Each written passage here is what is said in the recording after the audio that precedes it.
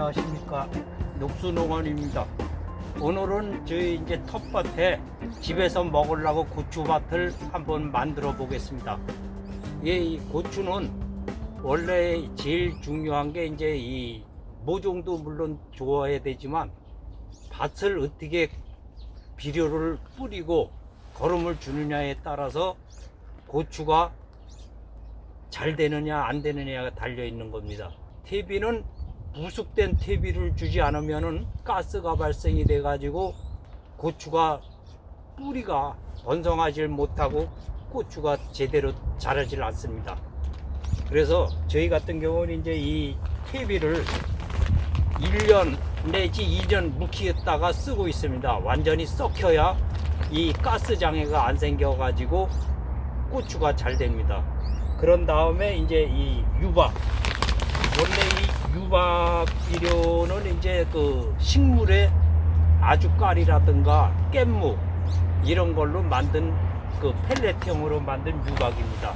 근데 여기서 한 가지 중요한 거는 원래 고추밭을 할 때 퇴비는 한 6개월 이후부터 비료 기운이 납니다.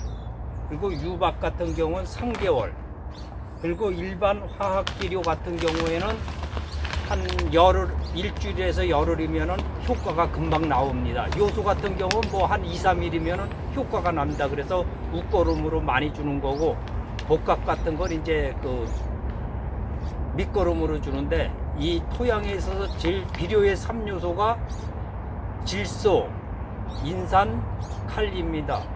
그래서 그 복합 비료에는 질소와 인산, 칼리가 골고루 들어있고, 대신 이제 그 복합 비료에는 그 고추 모든 식물에 필요한 영양제, 그러니까 미네랄 이런 게 들어있질 않습니다. 그래서 별도로 우리가 이제 이 고추왕이라는 이 여기에는 이제 그 칼슘제라든가 붕소, 또 몰리브덴, 마그네슘 이런 황산가리 같은 게 들어 있습니다. 그래서 저희가 이걸 별도로 또 뿌리는 겁니다. 그 붕사 비료는 상당히 중요합니다. 이게 들어가야 고추가 그 병충해도 적으면서 이제 알이 굵게 되고 튼튼하게 자라는 겁니다. 그래서 이 붕사는 항상 뿌려야 됩니다. 그래, 여기 붕사 비료를 보면은 사용량은 보통 300평당 요거 1kg짜리 한 봉이면 될 것 같습니다. 그래, 저희 같은 경우는 요거 뭐 한 100평뿐이 안 되니까 한 3분의 1만 넣어도 될 겁니다. 이게 조금만 들어가면 됩니다. 그리고 일반 다른 데도 섞여 있기 때문에 요거는 붕사 비료는 조금만 넣겠습니다.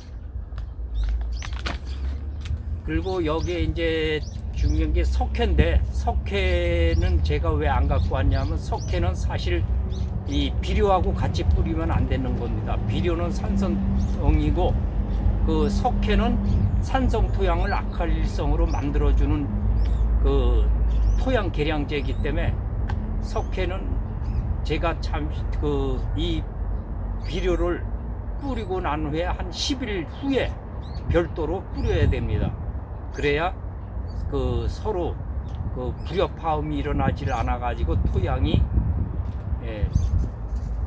잘 그 거름을 흡수를 하는 겁니다. 요거 퇴비를 일단 밭에다 뿌리고 경운하는 거를 보여드리겠습니다.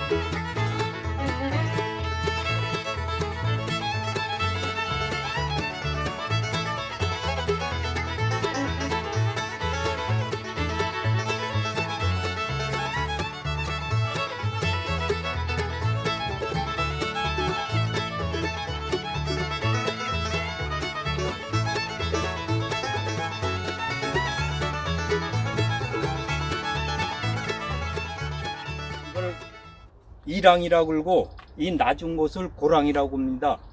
그래서 이렇게 이랑하고 고랑을 만드는 이유는 우리가 모든 식물은 고추도 물론 그렇지만은 모든 식물은 이 첫째 햇빛, 그 다음에 습도, 그 다음에 통기성, 바람이 이렇게 잘 통해야 됩니다. 그래서 이렇게 이랑을 높게 해가지고 여기다가 이제 고추를 심었을 때 여름에 이제 장마 때 이제 습도가 높잖아요. 그리고 또 비가 많이 오면 이제 침수도 될 수 있고 그걸 방지하기 위해서 이렇게 이랑을 높게 한 겁니다. 그리고 고랑을 이렇게 넓게 한 거는 보통 한 1m 50 정도 했는데 좀 넓을수록 좋습니다. 한 1m 70까지도 괜찮습니다. 그렇게 해가지고 통기성이 좋게 만들고 고추가 한 2m 이상 자라다 보니까 이게 나중에 이렇게 우거지면은 이 왕래가 수월하지가 않습니다. 그래서 넓게 해가지고 뭐 농약을 주거나 비료 뿌릴 때 아니면 수확 때 손수레 같은 걸 끌고 다니면서 수확하기가 수월합니다. 넓으면. 그래서 이렇게 만드는 겁니다. 이게 지금 이제 호남 유기질 비료인데 요게 이제 TV보다 요거는 효과가 좀 빠릅니다. 그래서 지금 유기질 비료를 뿌리는데 지금 땅이 지금 마른 상태라 이제 요게 물을 관수를 해줘야 이게 풀어지면서 이제 그 양분을 식물이 흡수하기 때문에 지금 미리 줘도 관계는 없습니다. 그래서 지금 뿌리고서 비닐 멀칭 작업까지 보여드리겠습니다.